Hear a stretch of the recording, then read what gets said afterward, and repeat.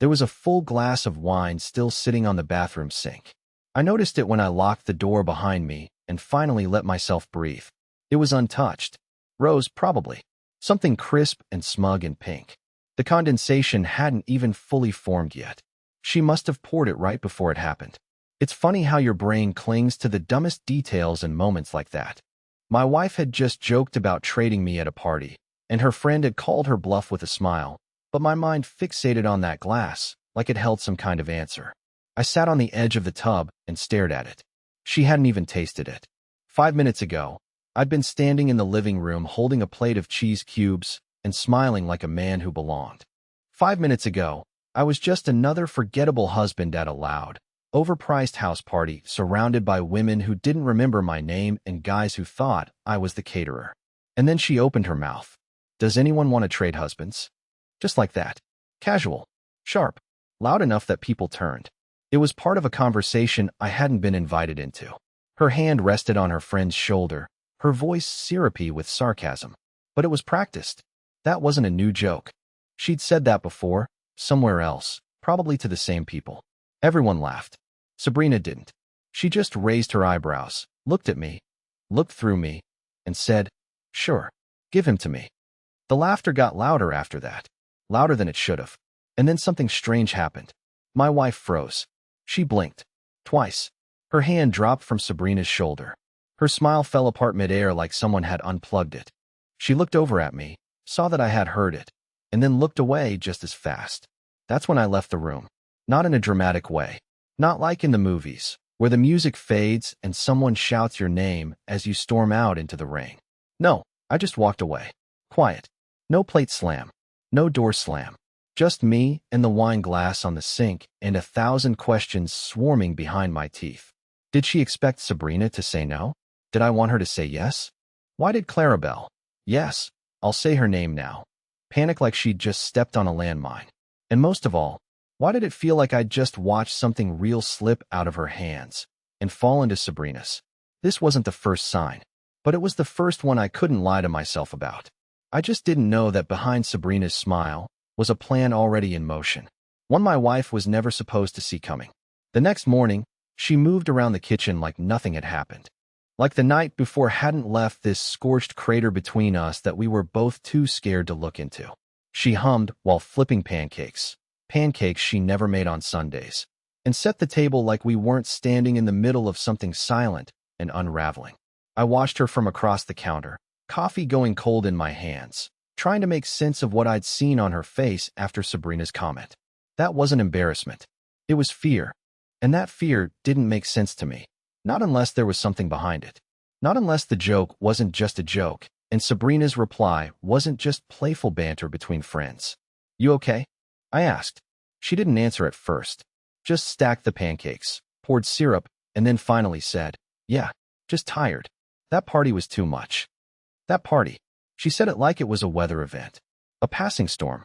A harmless mess that got a little loud, but left no lasting damage. I nodded, pretending I was okay too, and forced a bite of food I couldn't taste. It's wild how fast suspicion starts to grow once it finds a crack. 1 minute, you're convinced everything's fine. Just a rough patch, just a joke. And the next, your brain starts re-editing every memory with new context. I started seeing things. Or maybe I just started admitting what I'd already seen. Like how Clarabelle always seemed tense before she went out with Sabrina lately. How she'd take longer to get ready for girls' nights than she ever did for our anniversary. How she started putting her phone face down every time she left a room. I used to think that was just privacy. Now it felt like hiding. And the worst part? I didn't have proof.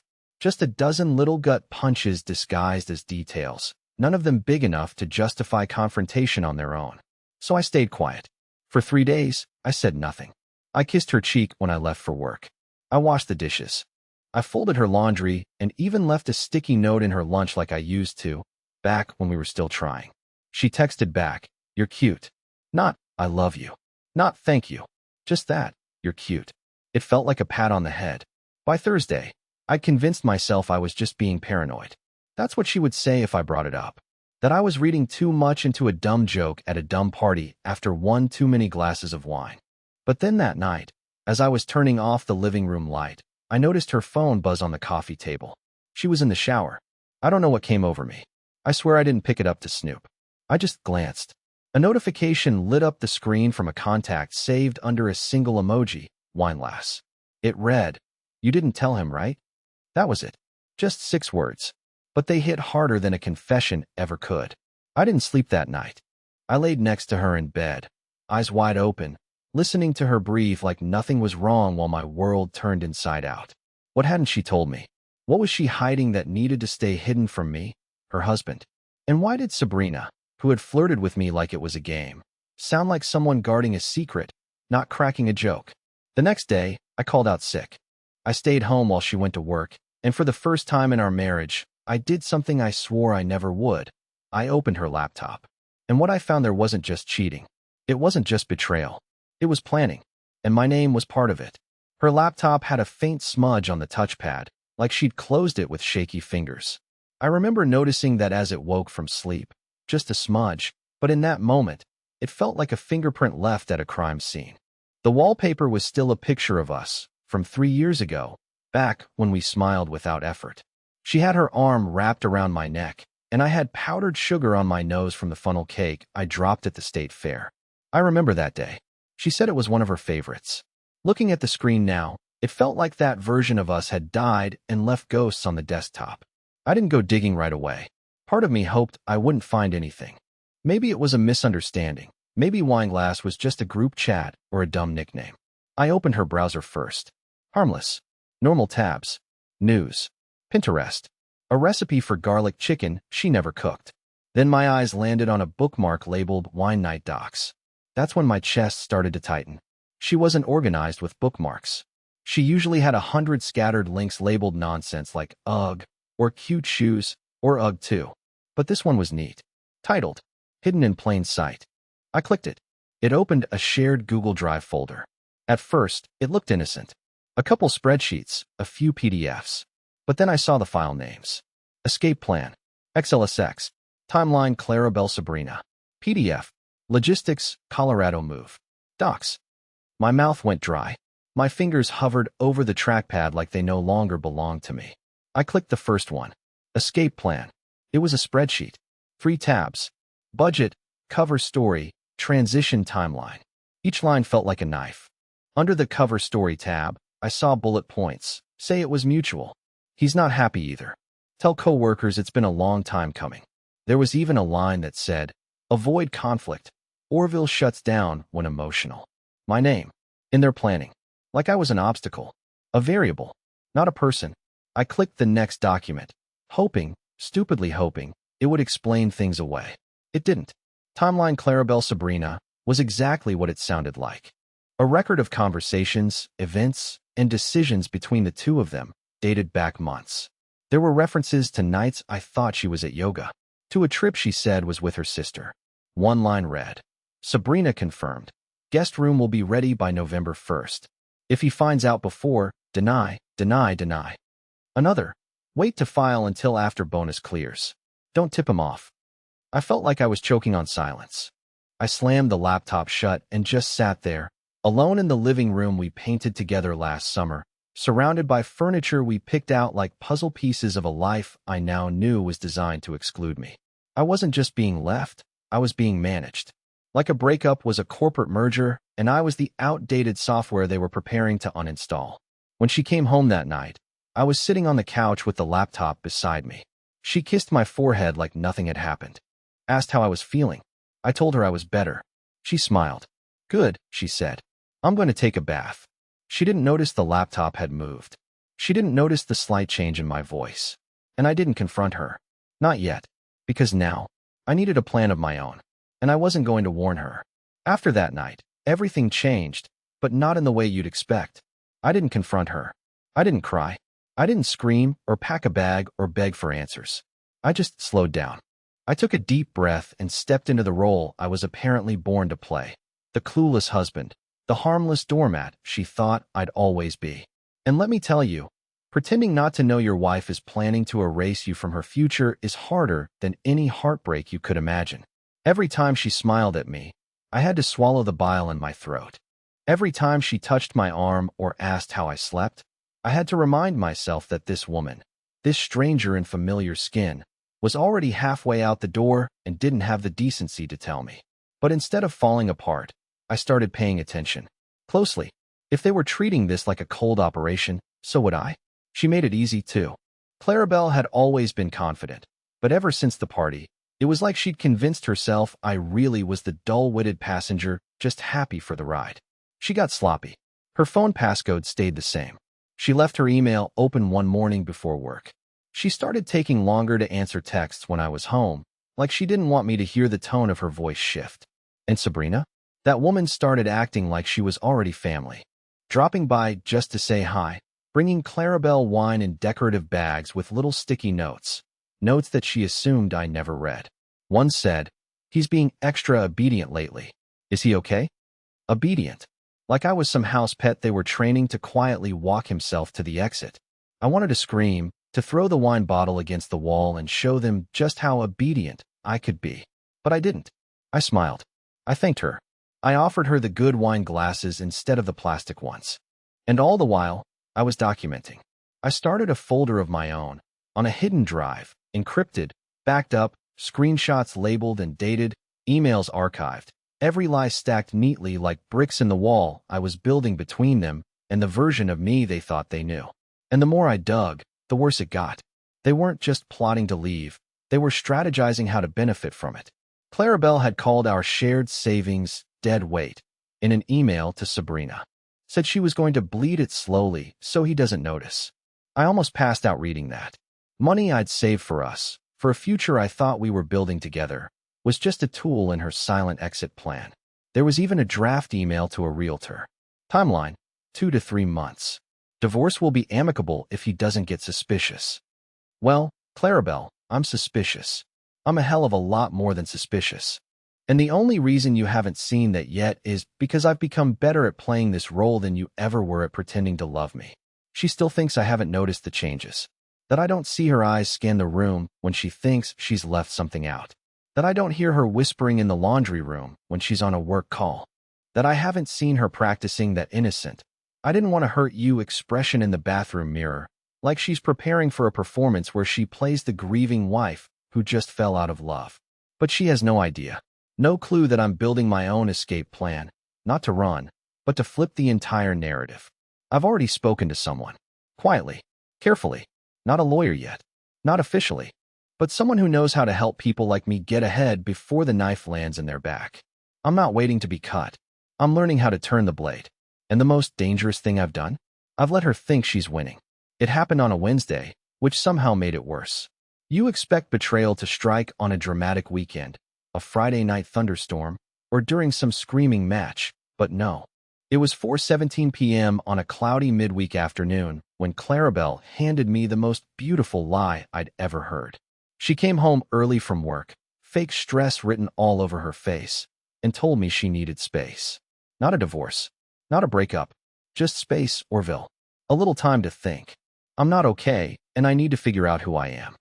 I watched her deliver that line like she'd rehearsed it. Probably had. I wondered how long it had taken Sabrina to help her get the wording right. Her eyes got shiny with what might have been crocodile tears, or maybe the guilt was finally catching up to her. Either way, she made a mistake. She thought she was still in control of the narrative. That's how I knew it was time.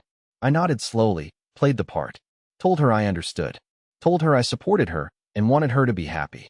I even offered to stay with my cousin in Sioux Falls for a while, give her the house, the space, the silence she claimed to need. I watched her shoulders relax when I said it.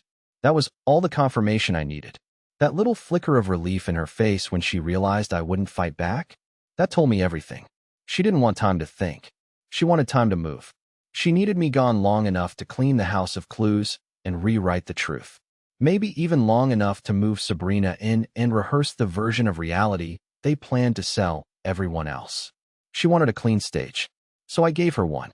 But what I didn't tell her, what I'll never tell her, is that the cousin in Sioux Falls doesn't exist. The address I left was a rented mailbox 2 towns over. I wasn't leaving. I was vanishing. Quietly. Strategically. A ghost with a pulse. The next morning, I packed 3 bags. One for appearances, one for reality, and one for leverage. She waved goodbye from the porch like some tragic heroine in a romance drama. and I waved back like a man who had given up. But I hadn't given up.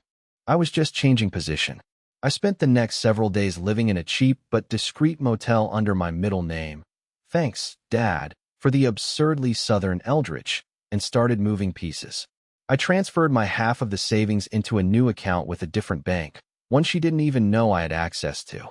I canceled the automatic payments for our joint utilities and rerouted every service in my name to dead ends. I pulled credit reports, locked accounts, froze cards. You know what the craziest part is?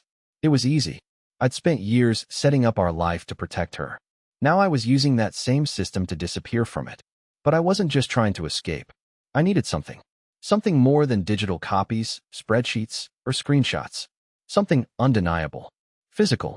Emotional. Stupid. And fate handed it to me 3 days into my exile. Sabrina showed up at the house. At first, I thought it was just a drop-in visit. Maybe wine night. Maybe plotting session number 12. But then she parked overnight. And then I saw her through the backyard security cam. One she didn't know I could still access, since it was linked to an old admin login she never bothered to erase. She was barefoot, carrying a wine glass, wearing one of Clarabelle's old shirts, the one I bought her in Charleston. She kissed Clarabelle on the patio, slow and soft like they were rehearsing a new beginning. I didn't feel heartbroken. Not anymore. I felt focused. Because now, I had what I needed. She hadn't just betrayed me emotionally. She had rewritten the story and recast me as an obstacle. And Sabrina? She wasn't just some reckless flirt anymore. She was the replacement. The co-writer of this new life they'd carved out with glittering lies and matching wine glasses. What they didn't know, what they'd never expect, is that I wasn't hiding anymore. I was preparing an ending, but not the one they had written. By the end of the first week, I stopped feeling like I was hiding and started feeling like I was watching a play, one where I knew the script better than the actors did. Every day that passed gave them more rope, and they kept tying the noose tighter without realizing I was holding the other end. I watched from a distance, through logins they forgot existed, through security feeds Clarabelle thought she'd wiped, and most importantly, through people. Because the thing is, even liars get lazy. They assume silence means surrender. But I wasn't silent. I was just quiet, and people talk to quiet men more than they realize. I found out from Jace first, our mutual friend from her office. We weren't close, but we'd had beers together after a company mixer once, and he'd always liked me. Said I reminded him of his brother, the one who got cheated on by his wife and never saw it coming. I guess that story haunted him enough to recognize the signs. He messaged me on LinkedIn, of all places, and asked if I was okay. I played dumb, said we were taking some space. He hesitated, then dropped the line that made my chest go cold. She's telling people you had a breakdown, that you left in the middle of the night and went off the grid. Sabrina's been helping her through it. That was it. That was the moment I realized they weren't just rewriting the present. They were rewriting me. I wasn't just the boring, safe husband anymore. I was the unstable one, the reason for the separation, the burden she couldn't carry anymore. I was the villain in the story she'd carefully rolled out like new carpet for the life she wanted to walk into. And Sabrina? She was the compassionate friend holding Clarabelle together through my supposed spiral. I sat there in that creaky motel room, staring at my reflection in the dusty mirror, wondering if I'd ever really existed to her at all. Or had I always just been a placeholder until something more exciting came along? But anger, real anger, is clarifying. It sharpens your thinking, makes you brave in a way fear never could. And that night, I decided I wouldn't just leave quietly with my dignity. No, I was going to force the truth out into the open. Not with violence. Not with revenge porn or viral TikToks or public shaming. That wasn't me. I needed something cleaner, smarter, permanent. Something that would expose them without giving them a single line of defense. And for that, I needed 2 things, access and bait. The first one was already in motion. I still had login credentials to her cloud backup, the one she used for transferring photos from her phone to her laptop. It was buried under layers of useless crap, screenshots of outfits, grocery lists, Pinterest saves, but then I saw a folder titled Delete Soon. And in that folder gold. Videos, snippets, selfies, short clips of Sabrina and Clarabelle in the house. Together, intimate, whispering about getting rid of the dead weight, laughing about how he still thinks this is temporary. I watched one where Clarabelle held up my hoodie and said, "Do you think I should burn this or donate it?" Sabrina replied, "Neither. Leave it on the porch and let the raccoons decide." My hands were shaking, but not with sadness anymore. That part of me had burned out. What remained was precise, controlled. I downloaded everything, time-stamped it, and placed it into a secure folder with 3 separate backups. But I didn't release it. Not yet. Because the second part of the plan, the bait, had to be perfect. So I crafted a letter. Not an angry one. A thank you note. Short, sweet, believable. I wrote that I was grateful for her honesty, that I wanted her to be happy, and that I agreed we were better off apart. I told her I hoped she and Sabrina found peace together and that I was going to sign the papers and disappear. No lawyers, no drama, just quiet closure. I included just enough emotion to make it seem real, but not enough to raise suspicion. Then I printed it, signed it in the handwriting she knew, and mailed it from the next city over with no return address. 3 days later, she posted a photo. A wine glass, a candle, a caption that said, "New beginnings. Peace, finally." I smiled, because peace was the one thing they were never going to get. Not after what I was about to do. The hardest part wasn't building the trap. That was almost easy. It was waiting. The awful, teeth-grinding silence between preparing the fall and hearing it hit. I timed everything carefully, orchestrated every piece like it was a delicate watch movement. The letter I mailed? That was the soft goodbye. The lullaby before the storm. The final illusion I needed her to believe. That I had bowed out gracefully. That I was drifting into the mist without a second thought. I knew Clarabelle. She liked closure. She needed to feel like she'd handled things maturely. That she wasn't the villain. So I gave her that. I let her believe she'd buried me gently beneath a blanket of self-righteous lies. And while she toasted her new beginning with Sabrina, I was already feeding the roots of the ending beneath their feet. I started with her workplace. I didn't go nuclear. That wasn't the point. I didn't want to ruin her, just reveal her. She worked in HR, ironically, an office that constantly preached ethics and boundaries, all while turning a blind eye to the gossip that passed between desks like currency. I created a fake account, sent a short, professional email to her department's anonymous ethics hotline, attached 2 of the more damning video clips. Nothing graphic, but enough to show she had violated several policies by engaging in an undisclosed relationship that directly involved strategic planning around a spouse. The irony of an HR specialist helping orchestrate her own partner's removal was delicious. I kept the message vague, let the evidence speak louder than words. Then I did the same with Sabrina's office. She was in marketing, public-facing. I used a burner account with the subject line, "Your brand ambassador's personal life is about to be public." No threats, no blackmail, just quiet nudges in the right direction, enough to start internal questions and slow pressure without fingerprints. But that was just the first ripple. The real wave came from somewhere closer. Her family. You see, Clarabelle always painted her parents as conservative, traditional, proud of the image she portrayed. Married, stable, organized. They liked me. Loved me, even. Her mother once told me during Christmas that I was the calm Clarabelle needed. It stuck with me. She didn't know the woman her daughter had become when the curtain closed. I debated for days whether to involve them, but the decision made itself when I saw a new photo pop up in her mom's Facebook feed, Clarabelle and Sabrina at brunch, holding hands under the table like a secret they weren't ready to tell yet. The caption read, "Girls' Day Out. Love these 2. So I sent a package, printed screenshots, dated messages. Nothing cruel. Just the truth. Just the timeline. Just the pieces they hadn't been given. I didn't sign it. Didn't need to. A man doesn't always have to be seen to be believed. He just has to tell the right story to the right people. And I knew, in my gut, that once her parents saw what she'd done, how she'd framed me as mentally unstable, how she and Sabrina laughed about manipulating bank accounts, they wouldn't be able to stay quiet. That kind of betrayal cuts deeper than infidelity. It shatters the narrative they'd spent years holding on to. And the fallout would be personal. By the end of that week, things started to shake. I heard from Jace again, this time, panicked. "Dude, something's going on." Clarabelle got called into a closed-door meeting and came out pale. Like ghost-level pale. Sabrina hasn't been seen in 2 days. I said nothing. Just thanked him. Let him vent. Then I checked the cloud again. There were no new uploads. Then the deletion started. I watched, in real time, as folder after folder disappeared from her backup. Delete soon was the first to go. Then the others. Every chat log, every photo, every plan, every damning pixel, gone in under 30 minutes. She must have realized someone had access.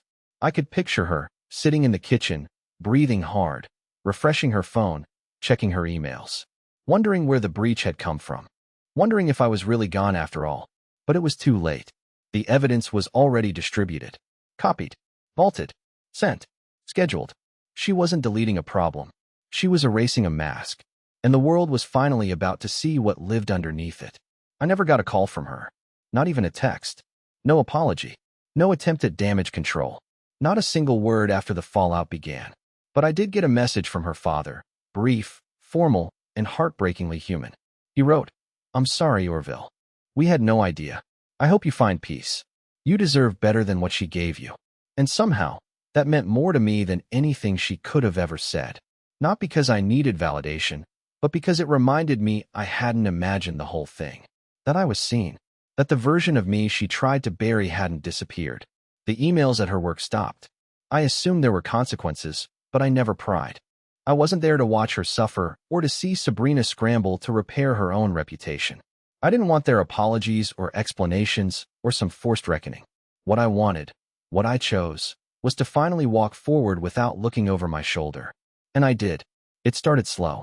I deleted the burner accounts, closed the backups, let go of the evidence, the timelines, the weight.